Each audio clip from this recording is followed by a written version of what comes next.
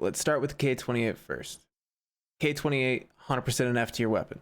Does absolutely nothing for you. It sucks at killing striders. It sucks at killing players. It's so bad. It's so bad. It's super cheap, but it is so bad. Just, you're better off buying an assault rifle. All of the white tier weapons are cheap. Next is the trench gun. Trench gun is a definite B tier. B tier purely because it can one-shot or two-shot most people in white armor. I absolutely love the trench gun at the beginning of a wipe.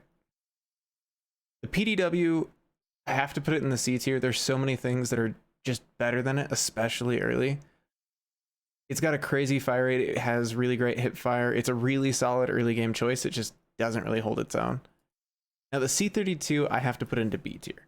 It does fine on its own early, but for TTK, it's the slowest TTK in the game. It seems really good, like when you get the headshot, or especially early game, or when you start chunking people for like half health, but as soon as people start pushing into green and blue armor, it falls off really fast. The AR-55, definitely an A tier. This weapon is insane. Like, it competes with the Manticore. It'll shred people in all armor classes. It has very little recoil. It hits for 13 damage base, so even with mitigation, it's hitting as hard as some of the exotic weapons. Really, really solid weapon. The Bulldog, just don't buy it. Just don't. If you're gonna spend money on any shotgun, you're better off buying a trench gun than a Bulldog. Just don't touch it. Scarab, it's really good against AI early. It can deal a lot of damage to players if you time it right, or and you can control your shots, but yet again, there's white weapons that are better and cheaper. Just rock the AR-55. The Scrapper. The Scrapper's a really interesting gun because it's got a crazy fire rate and it can deal tons of damage. You can shred people super fast. It's just super inconsistent with its accuracy, at least in my opinion. So I would lean away from it. Solid D tier weapon. The Manticore. Now, the AR-55 is already insane. Now let's give it more penetration, less recoil, and just, the Manticore is such a phenomenal weapon. Just, if you get the Manticore upgrade, buy it. You start running that. The ICAA guarantee. I have had this argument so many times. The guarantee has a really great recoil pattern, an amazing fire rate, but it slows you down so much. The movement speed penalty on the guarantee is enough alone to just not touch it, in my opinion. The Maelstrom, I absolutely adore this shotgun. This shotgun is amazing. It's a perfect secondary for any of your DMR runs, or if you find one, definitely pick it up. It has a really fast fire rate for a weapon that can 3-shot just about anybody. It's fantastic for getting like clean kills or cleaning it up. And if you put slugs on it, it's a menace. The Phasic Lancer. I have a love-hate relationship with the Phasic Lancer. If you could put a sight on it, it would probably be pretty good. It's really nice if you can land headshots and you can have consistent aim, but it's not consistent enough. It doesn't really allow for enough damage to be dealt, but it's a solid C tier, definitely middle ground. The Lacerator is kind of the same thing with the Phasic Lancer, although I haven't been able to use it with players of that tier enough. I do feel like with any of the DMRs, you have to like position yourself with like 4x scopes and maybe a pen converter, definitely a suppressor because they're super loud.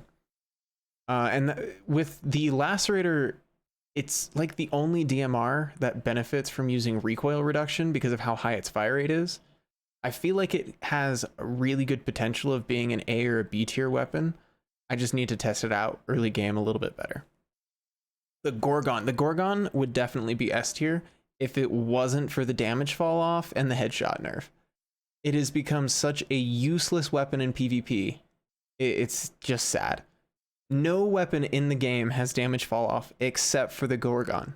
Keep that in mind. It's so sad that they nerfed it as hard as they did. The ASP. The ASP, definitely a huge option.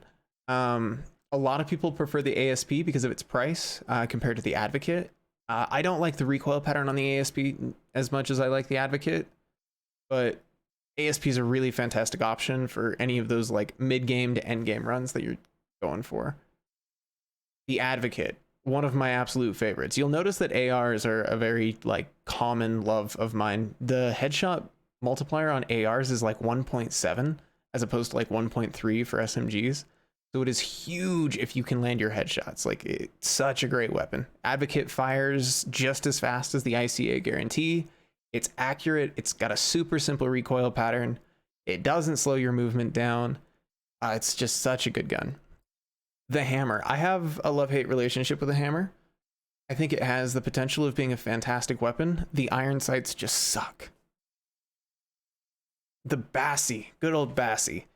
The Basilisk is super expensive for a 1 point damage or less damage than the KBR and more pen. With the 30% cap on penetration value, it's not worth the price point. I'm going to give it a solid A tier here just because of its price point. The Shatter Gun, super inconsistent. It doesn't always shoot where you aim. It's got some great range on it, but for its price point, it's definitely a D tier weapon.